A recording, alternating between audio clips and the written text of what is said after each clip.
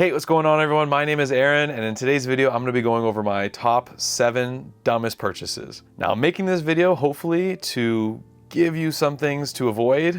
Maybe you can laugh along with me, some of these decisions that I've made over the past. I am what you would call a spender. If there are 4 categories of personal finance people, there's, the savers, right? In one corner, you have the spenders in another corner, of course, the polar opposite. And then the 2 other categories is like, you're the monks, which is you don't believe money exists, it's an illusion, whatever. And then there's the avoiders. From what I can tell from learning about finances, those are the kind of the 4 categories people fall into. And so it's good to know like what style you are so you can avoid certain pitfalls. And I'm definitely a spender. Now, I will also say this too, I'm very fortunate that I had some major expenses paid for me growing up. When I went out to university, I had tuition and rent covered. Everything else I paid for myself. And it was really easy for me to do because I actually had a pretty profitable summer window cleaning business. Now, when you're 18 years old and you have a profitable business, you go back to school, you don't really know about taxes just yet. You're at school, so you're spending money on food, going out, drinking. That's all normal stuff, I'd say. But I am uniquely worse at spending. And so I'm here today just to show you the 7 things that I maybe regret the most or maybe the dumbest purchases. And so I made a list here and hopefully you can avoid some of these things too. So let's go through this together. Maybe you can laugh along with me, maybe not. But these are the 7 dumbest purchases that I've made. Number 1, a juicer. I know what you're thinking. This is like the classic answer. Appliances you don't need, of course, right? Now for me, I am vegan. Eat your vegetables!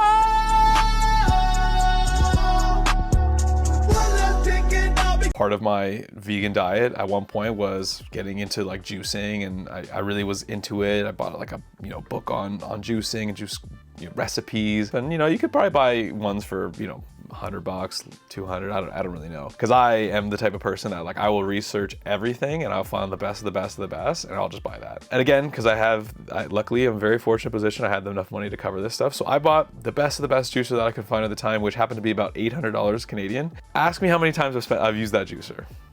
Go ahead, yeah. You wanna guess? Let's play a game. About 3 times.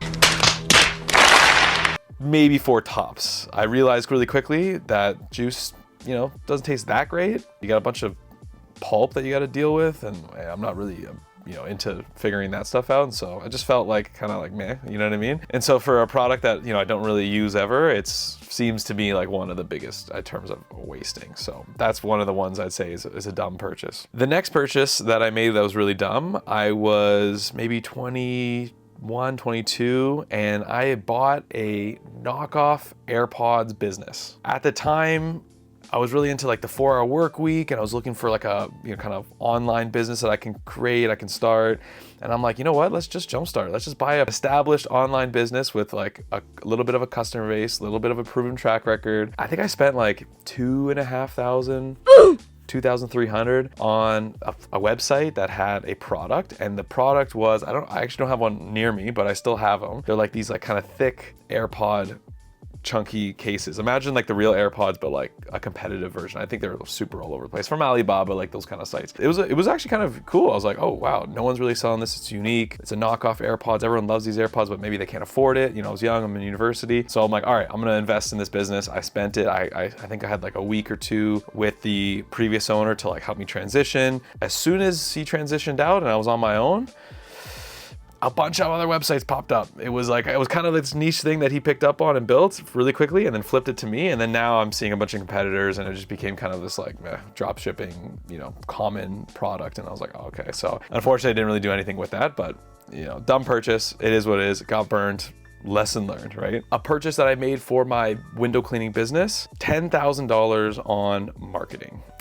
Specifically, I spent $10,000 on a marketing agency. I'm not very familiar with marketing on Facebook. So I was like, you know what? Let's hire an agency. They'll pay for themselves. They're gonna generate a bunch of leads. I'll go close those leads, and then it's marketing. I'll make money, right? Over the course of 4 months, I spent probably like 10 grand. The amount of revenue that I got and I sold that came from those leads, $8,300. But also if you think about it, like I spent a lot of money, not only marketing with the company, but also producing those jobs, right? Like I had to spend money on labor, gas, insurance, and like royalties because it was a franchise. At the end of the day, I probably lost like maybe 6 grand in the overall deal because it did cost me. I only made so much profit to cover. So it was a little bit of a waste. It is what it is, but yeah, definitely Definitely a dumb purchase.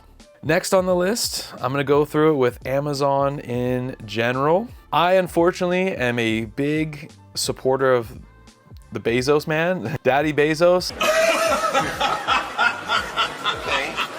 I'm part of the reason why he's got such a large yacht apparently, because I buy everything on Amazon. I'll be up in the middle of the night, I'll think of something, I'm like, oh, I need this. Do they have this on Amazon? I Google it, boom.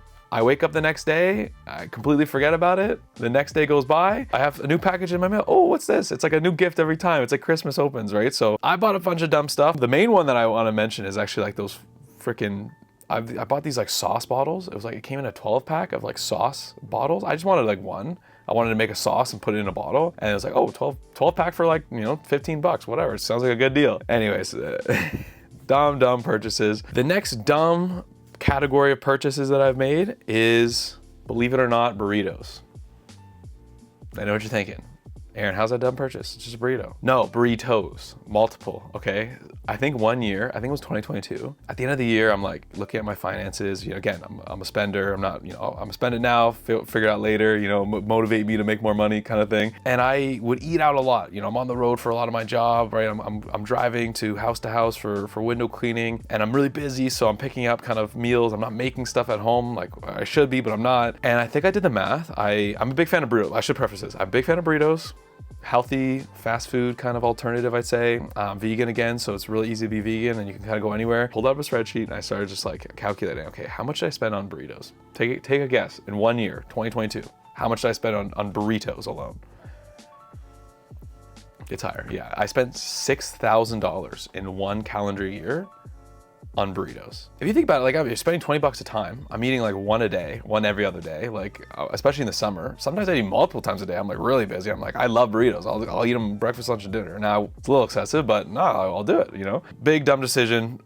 You know, now I'm getting better at like meal prepping and stuff. I'm still, you know, figuring that out, but it is what it is. Number 6, a jet ski. Now, hold on. I know what you're thinking. Oh, yes, I bought a jet ski. Now, I'm only including this on the list because of the story behind it.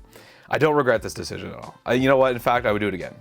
No question. It's been awesome. I love the jet ski. It's great. It's my first toy. The difference between men and boys is the size of their toys. So I really wanted this one. It was a big purchase. The reason why I don't regret this is also I got a great deal. My uncle, or a family friend of mine who I consider my uncle, he was getting rid of his old one. And I'm like, perfect. And he gave me a sweet deal on it. I spent like, maybe it's like 2,500 bucks. It was probably worth like 4 or 5. It was perfect for me. I was like, exactly what I want. All I gotta do is clean it up a little bit, give it an oil change, spark plugs. But the story behind it, the reason why I'm including it on this list is just because at the time, it's like August, just finishing the peak of the window cleaning season, maybe July, August. So it's, you know, I've had a lot of money in the bank account. Of course, a lot of that is taxes. A lot of that is still owed wages, owed expenses. You know, I'm thinking I'm flowing high. I got lots of money in the bank account. Yeah, I can, 2,500 bucks for a jet ski, no problem. We're chilling, you know what I mean? I'm speaking with another franchisee that I know, and she's talking about like, hey, have you run the numbers lately? Have you seen the profitability? Like this year, expenses are really high. Like I'm not really making that much. I'm like, what do you mean? We're making money. This concerned me because I'm like, you have a larger revenue than I do. So if you're struggling with profit right now, then I'm definitely gonna struggle with profit. Lo and behold, I start panicking. I start calling some people and I start looking at my numbers and I'm like, oh yeah, I do. This is all like paper I have money, but like realistically speaking, a lot of this is not really gonna be mine. I was telling her on the phone, I'm like, I just bought a jet ski. What are you talking about? Like we can't turn back now. Like I got a jet ski, right? So moral of the story is maybe, you know, do the numbers, maybe do some monthly reports, right? Profit, loss, all that stuff. I do that now. I'm very, you know, again, back on the track. I will say though, no regrets. We'll do it again. Great deal on the jet ski and I love it. And last but not least, my final dumbest purchase, another whopping 6,000 plus purchase, was a YouTube course. I know. Aaron, education's free online. Just look on YouTube, how to start a YouTube channel, how to do all this stuff. I'm a big fan of this one YouTuber. I thought his course sounded like really sweet. I'm a big personal development guy. I spend lots of money every year. I think in the last like 3-4 years, I spent like $40,000 on just personal development, and I don't regret any of those, except maybe a little bit the YouTube course. Reason why, it's a fine course and highly recommended. The YouTuber, it's like part-time YouTuber Academy. The only problem with it that I found was I bought like the premium, right? There was like kind of like 3 levels. There was like entry, middle, and then top of the line. Top of the line is like you get like you're on a call with Ali every week. You know, he's looking at your channel, he's helping out, you talk to him, and that was really cool because I actually got to meet him a little bit like over Zoom calls and ask him some questions, and he gave me some great feedback, which I incorporated. But I was in a really, really busy time in my business, and it was really tough for me to like stay on the course and actually get a lot of things done. The kind of the perk of buying like the premium, one of the reasons why I spent so much money on the kind of the top tier was that you get kind of grandfathered in, and you can get entry to every single part-time YouTuber Academy like cohort that they would run. And I did that every time. I would sign up and I would be in there for the first 2 weeks, and then I'd fall off because I'm really busy. And so I do regret it a little bit because like I probably could have either not done it and just, you know, got some free content online, or bought the lower package and then just kind of use that one cohort. I would still have all that information, I just wouldn't have access to the new ones. This is something that I'm likely going to try to do now because I am kind of taking the content more seriously. I'm actually putting a lot of more effort into like YouTube, but it's just like funny to me now that it's just like I kind of burnt that money at the time, and having that money now would be great just to like invest it or use it in somewhere else. And again, sorry, not using somewhere else. We're getting better, we're healing, okay? We're not going to spend money like crazy like usually. So no judgment, right? Hey, listen, this is my first time living, you know, I'm still figuring it out just like anyone else. I don't really regret it. I just kind of one of those things where it's like kind of dumb in hindsight, but I still have access to it. I'm still planning on taking and finishing it. In fact, like I need to finish it because if I'm not, it's like really I did burn that $6,000. But yeah, that is what it is. So overall, those are the 7 major financial